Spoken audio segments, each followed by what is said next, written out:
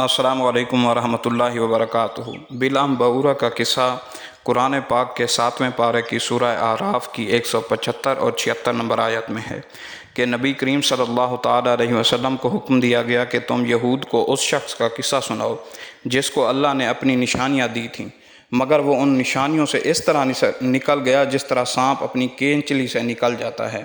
ائمہ تفسیر سے اس بات کے متعلق دو رائے ہیں، جن میں زیادہ مشہور اور جمہور کے نزدیک قابل اعتماد وہ روایت ہے جو ابن مردویہ نے حضرت عبداللہ بن عباس رضی اللہ تعالی عنہما سے نقل کی ہے۔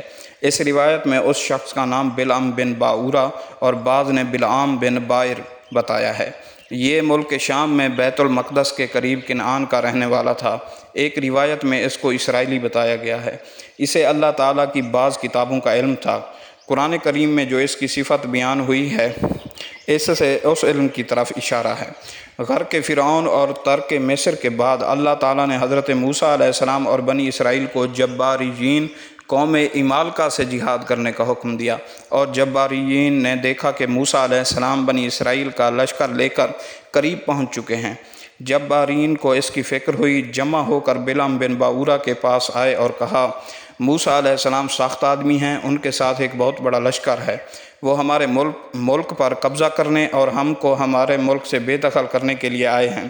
آپ اللہ تبارک و تعالیٰ سے دعا کریں کہ ان کو ہمارے ملک میں واپس کر دے۔ بلعام بن بعورہ کو اسم اعظم معلوم تھا، وہ اس کے ذریعے جو دعا کرتا وہ قبول ہوتی تھی۔ بلعام نے اول تو معذرت کی اور کہا، وہ اللہ کے نبی ہیں، ان کے ساتھ فرشتوں کا لشکر ہے، میں ان کے خلاف بد دعا کیسے کر سکتا ہوں؟ اگر میں ایسا کروں گا تو میرا دین اور دنیا دونوں برباد ہو جائیں گے۔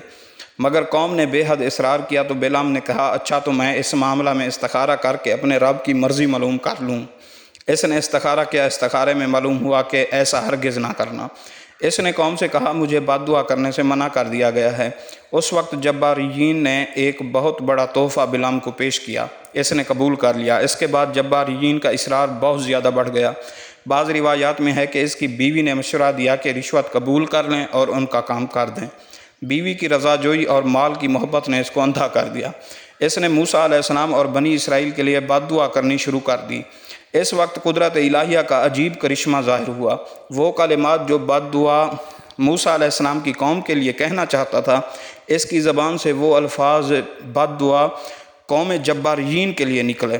جباریین چلا اٹھے کہ تم نے ہمارے لیے بد دعا کر رہے ہو۔ بلعام نے جواب دیا، یہ میرے اختیار میں نہیں ہے، میری زبان اس کے خلاف قادر نہیں ہے۔ نتیجہ یہ ہوا کہ اس قوم پر تباہی آئی اور بلعام کو یہ سزا ملی کہ اس کی زبان لٹک کر سینے پر آ گئی۔ قرآن نے کہا کہ اس کی زبان کتے کی طرح لٹک آئی۔ اس نے جباریین سے کہا، میری تو دنیا و آخرت تباہ ہو گئی، اب میری دعا کی قبولیت سلب کر لی گئی، لیکن میں تمہیں ایک تدبیر بتاتا ہوں جس کے ذریعے تم موسیٰ علیہ السلام اور اس کی قوم پر غالب آ سکتے ہو۔ وہ یہ کہ تم اپنی حسین لڑکیوں کو آراستہ کر کے بنی اسرائیل کے لشکر میں بھیج دو اور ان کو تاکید کرو کہ بنی اسرائیل میں کوئی بھی ان کے ساتھ جو کچھ کرنا چاہے منع نہ کریں۔ بلعام بن بعورہ کی یہ شیطانی چال ان کی سمجھ میں آ گئی اور اس پر انہوں نے عمل کیا۔ بنی اسرائیل کا ایک بڑا شخص جس کا نام شمعون بن یعقوب بتایا گیا ہے، جو حضرت موسیٰ کے لشکر کا سپہ سالار بھی تھا، اسے ایک عورت بہت پسند آئی۔ وہ اسے لے کر حضرت موسیٰ علیہ السلام کی خدمت میں حاضر ہوا اور کہا، میرا خیال ہے کہ آپ اس عورت کو حرام سمجھیں گے۔ موسیٰ علیہ السلام نے فرمایا، یہ مجھ پر بھی حرام ہے اور تجھ پر بھی حرام ہے۔ اس نے یہ بات سنتے ہی قسم کھا کر کہا، میں آپ کی اطاعت نہیں کروں گا، اور وہ اپنے خیمے میں لے جا کر فعل بد کا مرتکب ہوا، جس کا نتیجہ یہ ہوا کہ اللہ تبارک و تعالیٰ نے بنی اسرائیل میں طاعون کو بھیج دیا، جس کے نتیجے میں 70,000 آدمی ہلاک ہو گئے۔ بعض مفسرین نے اس آیت کے شان نزول کے سلسلہ میں امیہ بن سالت کا نام لیا ہے، جو نبی کریم علیہ السلام کے زمانے میں موجود تھا۔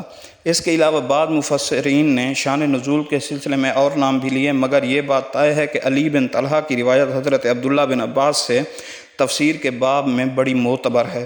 ابن جریر نے بھی اپنی تفسیر میں اس آیت کا یہی شان نزول بیان کیا ہے، لہٰذا یہی شان نزول ہے۔ السلام علیکم ورحمۃ اللہ۔